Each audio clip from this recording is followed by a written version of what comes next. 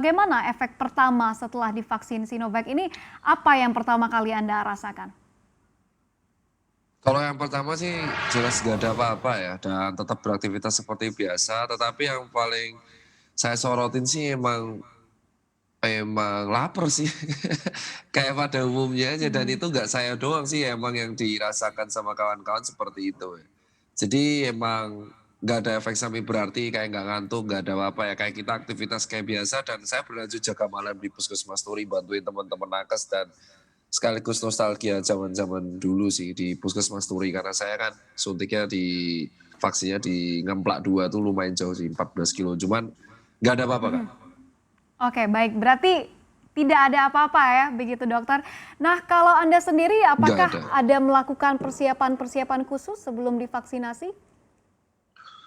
Kalau emang vaksinasi kita kayak prosedur kayak zaman kita tahun dulu pas anak kecil ya, pas kita masih SD kan ada namanya imunisasi wajib, kayak jaga fisik, jaga kondisi, makan teratur, tidur teratur, soalnya kondisi fisik kita harus fit ya, karena kan Sinovac ini kan isinya kan vaksin yang udah mati alias vaksin inaktif. Jadi tapi walaupun begitu tetap kita harus jaga fisik karena itu kan memasukkan sebuah benda ke dalam tubuh kita, jadi ya aman-aman aja. Dan kedua tetap patuhi protokol sih 3M, jaga jarak, cuci tangan, dan pakai masker. Kalaupun jaga jarak nggak bisa tetap harus menjauhi kerumunan.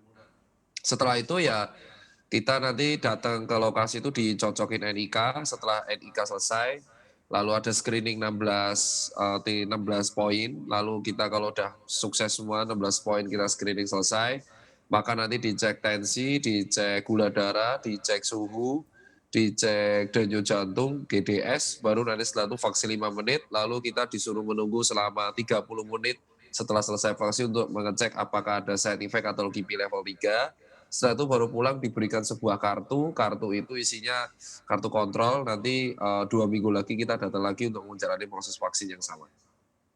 Oke, baik. Kita ketahui Dokter Tirta ada beberapa kategori yang memang katanya riskan untuk menerima vaksin ini. Sebenarnya kategori apa saja yang tidak boleh divaksin dan apakah orang yang pernah positif COVID-19 ini dapat divaksin?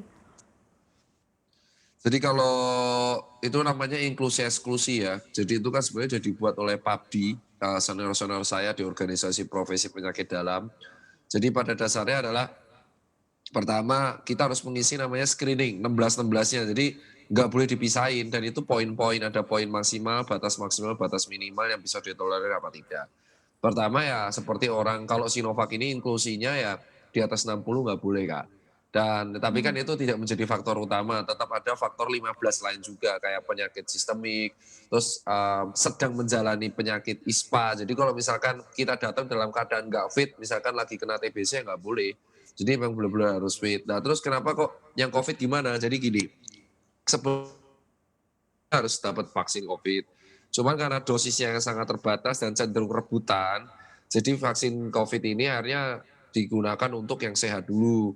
Nah terus kalau nggak kedetek gimana ya nggak apa-apa, karena emang secara jurnal ilmiah pun nggak masalah. Tetapi yang udah kena COVID dan terbukti kena COVID, ya mereka tidak mendapatkan vaksin ini karena mereka secara ilmiah sudah memiliki antibodi alami. Nah terus kalau OTG gimana kan kita nggak tahu, ya nggak apa-apa. Sebenarnya nggak apa-apa mau dikasih ke siapa aja, cuman prioritasnya sekarang karena dosisnya terbatas ya jadi diutamakan untuk yang sehat dan memang sesuai kelas-kelas sudah dibagi oleh Kemenkes. Nah, bagi Anda yang ingin mengikuti berita ekonomi dan juga bisnis, jangan lupa untuk install CNBC Indonesia di App Store dan juga di Play Store.